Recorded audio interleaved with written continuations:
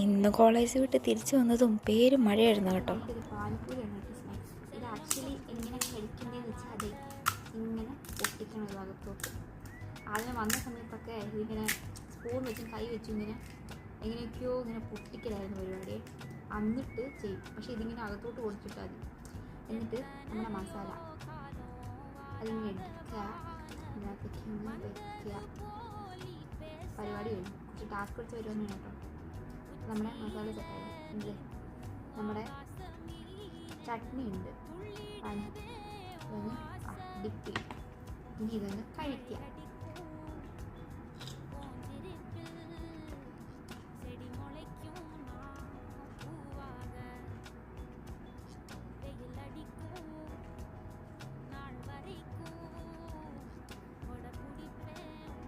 Super സാധനം കഴിച്ചു.